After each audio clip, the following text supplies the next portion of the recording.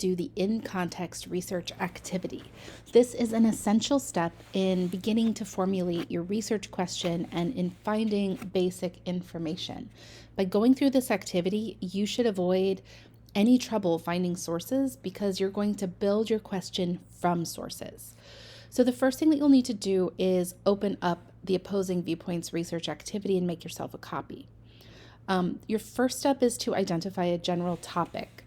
Once you have your general topic and you have a sense of what you want to do your research about, then you're going to start this viewpoints research activity. So when we go to opposing viewpoints and contexts, we're going to just pick a topic, and I'm going to pick one of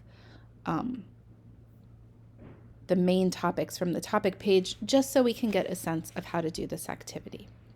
So our next step is to locate the overview article. The overview article is always the top thing that you're going to see on an issue page. In order to read the article, you have to click Read More.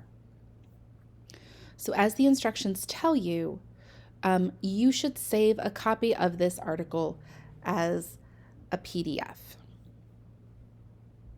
You can save the copy by simply downloading the copy directly to your computer and then saving it. And this is really important because then you can work on the research outside of the database. Your next step is to create a citation so that you're kind of ahead of the game. So again, each of the individual sources have a citation generator. You want to make sure that you choose the most recent version of MLA.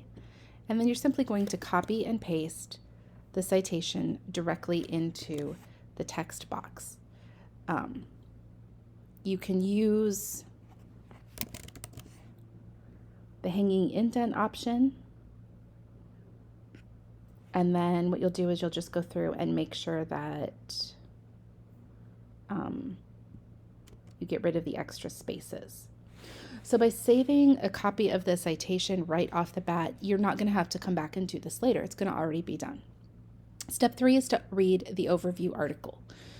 So the overview articles are usually about 1,500 to 2,000 words long. That's anywhere from 3 to 6 pages. So give yourself a little bit of time to use them.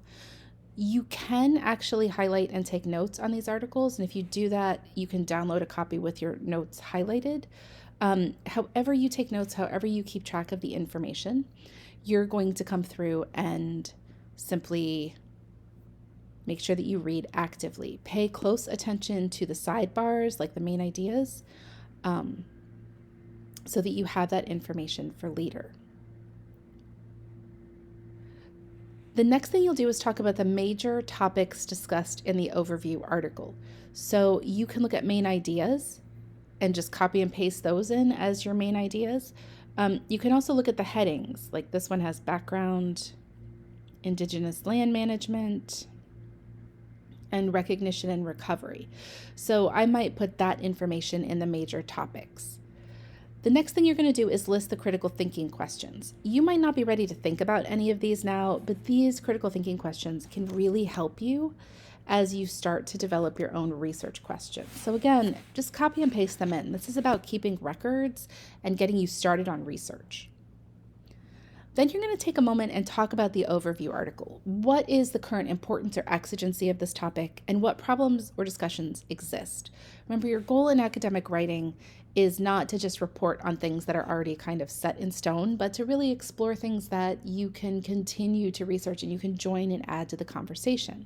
So think about why it's important for you to learn about or think about this topic right now. You're going to need this when you do your proposal. The next thing that you're going to do is identify the major themes in the conversation. So this is going to require a little bit of time and a little bit of reading. If you don't have that time at the moment, go ahead and pause and come back to this activity. You can do this in multiple steps. So to get the major themes, you're going to do some inferential reading of the viewpoint topics. I really like the in-context databases because they highlight and isolate these viewpoint articles, and these viewpoint articles help you see what people are actually discussing about the topic right now. So if we go back to our main page and you scroll down a little bit, you're going to see featured viewpoints and regular viewpoints. Depending on the topic you selected, there might only be a few viewpoints or there might be 100 or more viewpoints. So the first thing you're going to do is start with featured viewpoints. These are the argumentative articles that experts and editors have selected as kind of the most important things people are talking about. And what you'll do is you'll read through the titles of these viewpoint articles. So this talks about the U.S. government should not run national parks, Indigenous Peoples Day, food insecurity, conservation plan. It gives you some major themes and topics that are happening within the conversation. Once you kind of have make a note of these, you're going to go to the viewpoint articles. And again, you're just going to kind of look through the topics and the titles of these articles. Viewpoint articles are great because oftentimes their main argument is the title. So this is why Native American reservations are the most poverty-stricken. This talks about a Supreme Court ruling, U.S. assistance. And what you want to see, so Colbell versus Salazar, there's a couple different ones about this one court case, which probably refers to the Supreme Court ruling. So you can start to see emergent themes. You can start to see places where these articles are talking about the same ideas. You're going to go through your topic and you are going to list some of the emergent themes that you see in these viewpoint articles. And you don't have to read the whole article to do this. Again, you're really just doing kind of a catalog and a summary overview of the titles, because the titles give us a lot of information. And then make a note of themes you find most interesting. Once you do that, you'll identify possible sources. So once you go through the viewpoint articles, maybe pull out 1 or 2 viewpoint articles, a magazine article, and a news article that you want to save for later work. So again, if we go back, you can scroll through the kind of categorized information, looking at magazines, looking at news articles, and pick out 1 or 2 of these that you want to make a note of to come back to read later. The other thing that you should pay attention to at this point is that opposing viewpoints in context gives you other ways to search for information. So when we come back to the issue page, if you're not loving any of these viewpoints, if they're not really sparking any interest, you can search within the results. And you can also go here to this section called related topics.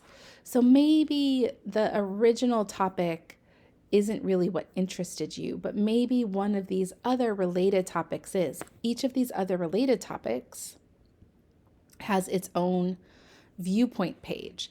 And if you're not quite set on the emergent themes, if it's not quite clicking with you, you can start this process over reading through the viewpoints, looking over the general overview article, and just kind of in general making sure that you understand the topic.